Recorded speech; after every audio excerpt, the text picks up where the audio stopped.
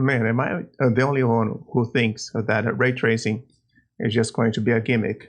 Because let's be honest, in this picture right here, I don't see the difference. I don't see why why it would be so different and why it would be worth the frame rate drop, for example.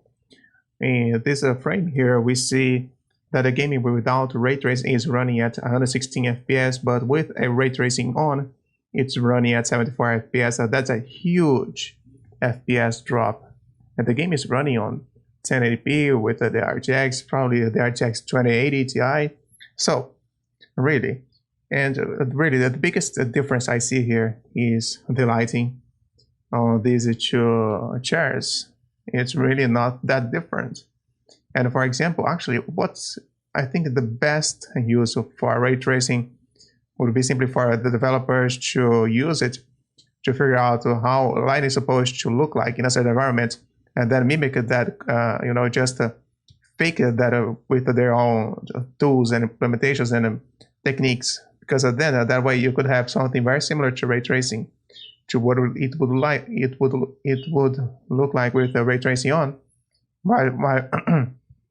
while still keeping a very decent frame rate range. So I don't really get it. I don't really get it. I mean, I'm going to buy the RTX 2060 to try some ray tracing games, but really, I mean, I think in my opinion, it's not really that much better. And in many occasions, let me see if I can find.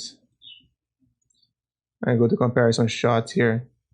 In many occasions, I found that with a ray tracing, it just means like that you're going to have a different style, but not necessarily something that's really better that you can just, that you simply must have. That's what I mean. I think right here in this frame, we can see that it almost feels like a question of style. For example, here on the right, we see a screenshot with a ray tracing on. And basically, the biggest difference here is that this floor here has more reflections. It's shinier than the floor right here. But the difference is not that staggering. It's not really that significant. And it's not something which actually changes gameplay a lot. Actually, it doesn't change gameplay at all, unless you really turn off and on all the time to figure out what the difference is. So I really think that ray tracing is going to have the same future of hairworks, which is pretty much means that it's going to be non-existent. It's going to mean nothing when people actually start to play these games and they start to realize that it's just not worth losing so many FPS. Man, look at here. A huge FPS drop from 148 FPS to 89 FPS. So that's really huge. It really is not worth that at the time.